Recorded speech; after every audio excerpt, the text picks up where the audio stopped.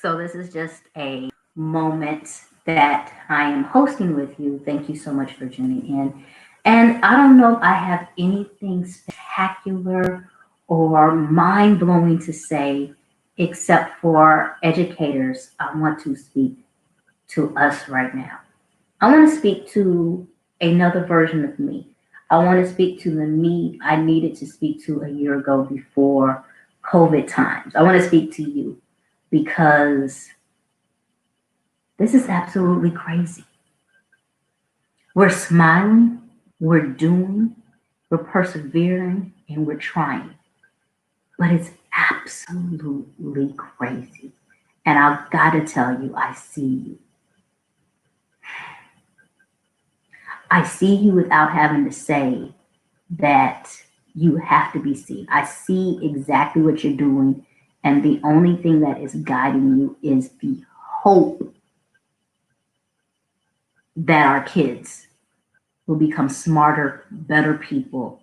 And honestly, the only hope is that our kids will become the kids or the generation that can right the wrongs that this whole pandemic has exposed. I don't know if you're in American services, I don't know if you're in UAE services, but what we have seen is that there's a lot of truths that have come out about who we are and what we are. And now, as an educator, the only thing that I can do or say is that I am trying to create an environment where our students are able to succeed. So, one of the things that I talked about a long time ago when I started instructional coaching is that um, it is not always our responsibility to make somebody read a standard or read a curriculum or to assess at a certain level or to hit these targets, to do these many sight words. We get so caught up on the tidbits, the tangibles, the itty bitty pieces of what we're supposed to do academically that we forget what we're truly doing is setting up the foundation for a child to dream.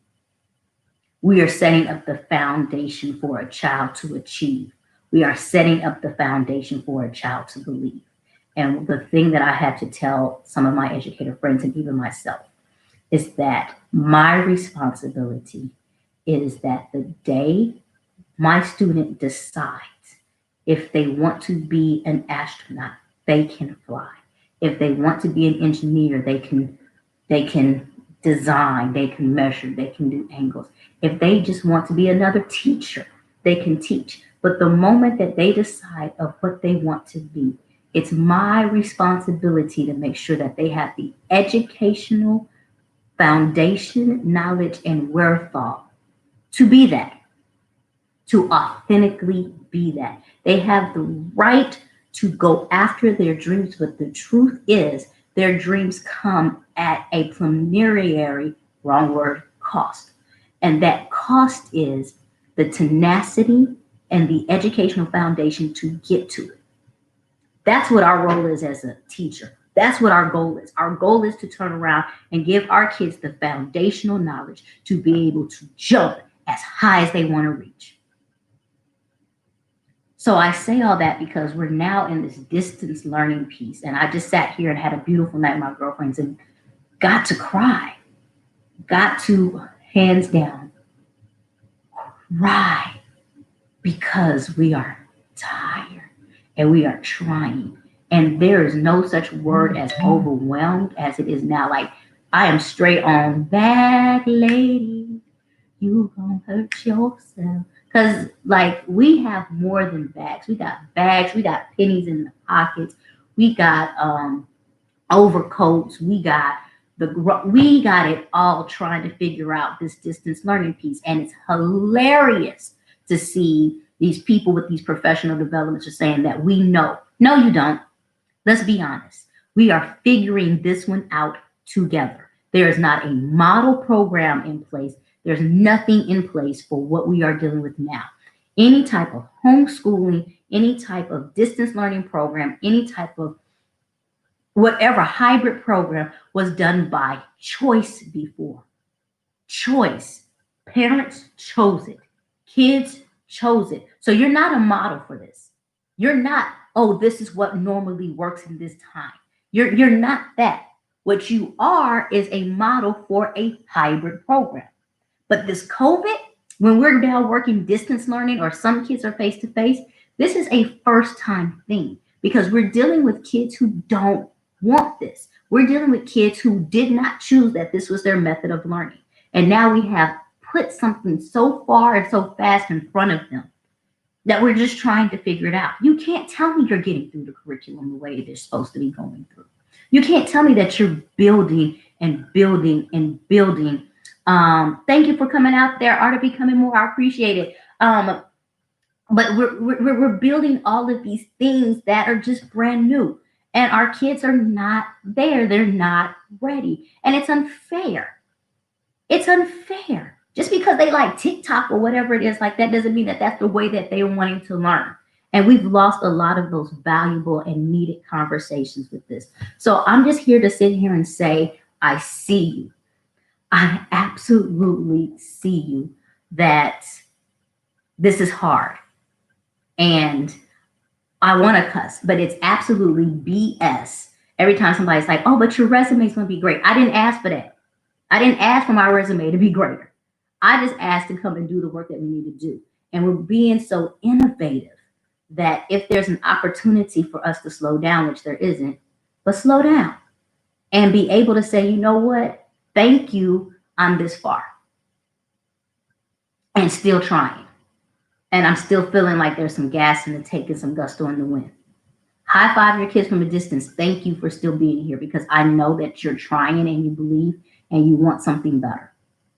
Because the thing that's scary to me, absolutely scary, is that I don't care how you feel about the pandemic or different things like this, if COVID's real or not.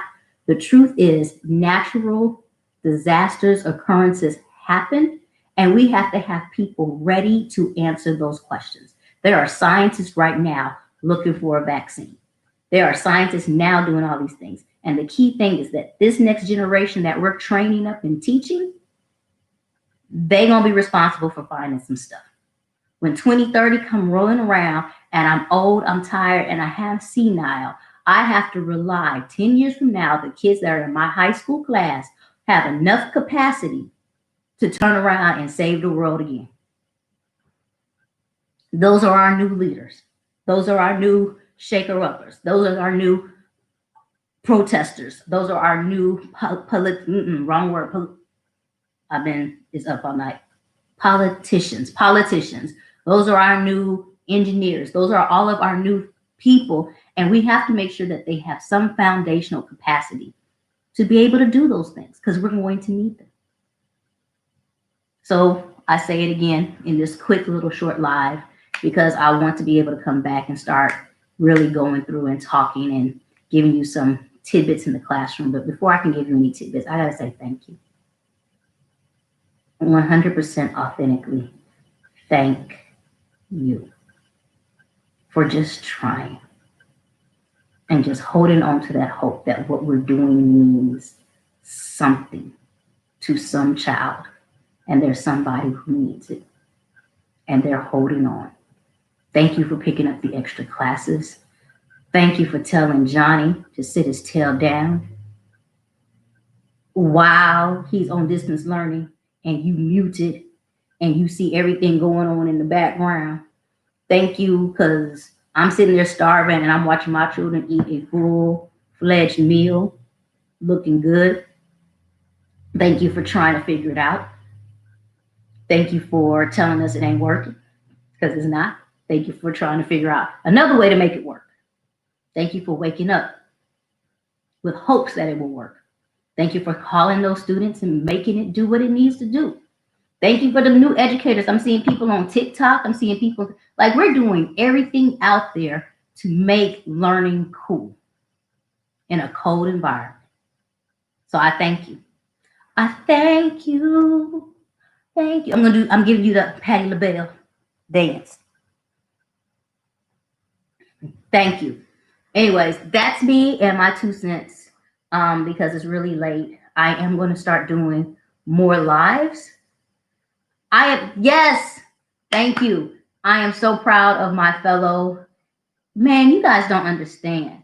Being an educator, when people say it's a thankless job, I don't even want to start with the negatives of it. Like, being an educator is being dedicated to being a root in a tree that will flourish. Being an educator is being dedicated to planting a forest. Period, point blank. That's what you do. You plant forest. You build roots, and think about how roots run. They run deep, they run strong, they entangle, and they steadfast and hold. And a tree can withstand a hurricane if they got the right kind of roots. Check it out. They ain't withstanding the California fires, though. That's a different question. But you guys are roots. You're dedicated to rooting our children so they can grasp onto whatever they want to and constantly grow. Thank you. Shouts out to the educators of the world. Ooh, yeah, whatever. But that's what you're doing. Like, just shouts out, because the tenacity, the strive, the drive, you're constantly moving. Real quick, pull some comments. Just like it. I'm really planning on going live once a week. But before I came on and was like, I have a tip for you, I have a tip for you, I just want to hats off. Teachers, do it. Students, thank you for showing up. Parents, I appreciate you. Now we got some talking to do. Real talk. We got to communicate on some things. I love you. And I'm glad you trust us with your children. Trust. Trust. Because I pay, this is me, nobody else, I pay Sally Mae $123,000. That's how much I owe her. Probably shouldn't be on this. I'll probably delete this later. Because I decided to get my education and degree in teaching children. That's a lot of money I pay. Faithfully, monthly, paying $227. She's in my pocket. Because I have a degree in saying this is the way it should work. So all I'm saying is, parents, can we converse? Because everybody's frustrated. But can we converse first about why we make the decisions we make, why we do what we do? We can converse first. There's a compromise, there's dialogue, there's discussions. But majority getting hit with that hard 80% of teachers make decisions out of the love they have for the teaching that they do. Not just because we want to get on your child's nerves. And I'm going to give you another secret, and this is why I probably have to delete stuff. Your children, under our care, out of your house, have been able to do much more than you really realize. And that's why we look at them with the side eye, because when you come in and you're complaining on what they can't do, we know good and well that child has done. But you love them and you cater them and you nurture them. That's your role as a parent. You empower your child, you fight for your child, you advocate for your child. So I get it. You protect your child, and your child shouldn't have to deal with strain and hurt. But we're not trying to strain and hurt them. We're trying to grow them. But true growth ain't easy. You remember your child. Remember the walking phase? Remember when they was bumping into stuff? I'm the only one that bumped into a countertop. But that's how I learned to watch for edges. Same process. I'm not saying teachers are here to haze or hurt your children. I'm saying we can, but the good teachers know how to nudge and push and get a lot of things out of your kids. Work with them. That's the strongest tool ever. Working together. In the sake of we are the world. Yes. We are the children. We are the ones that make a better place. So let's start giving. We get it done. We nurture that. Thank you. Growth is uncomfortable, but we know they can do it. I'm going to learn how to work all of these little gadgets. Like I said, this is my first time going live. I want to be able to highlight. How do you highlight? I don't know how to do this, but I'm going to learn on it. But the growth, that's what growth is. And we can get our kids there if we're doing it together. Trust and believe. I know we can.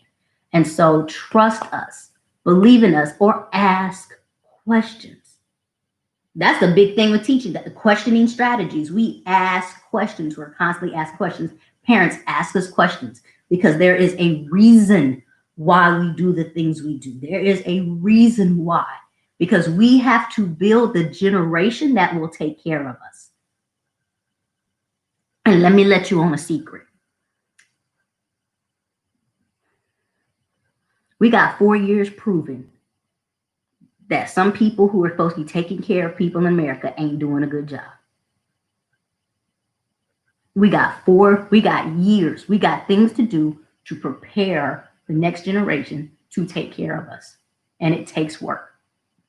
It takes growth. It takes an open mindset. It takes comprehension skills.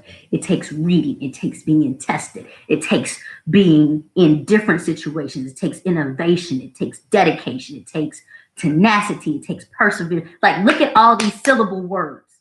It takes all of that. It takes teamwork. It takes tolerance.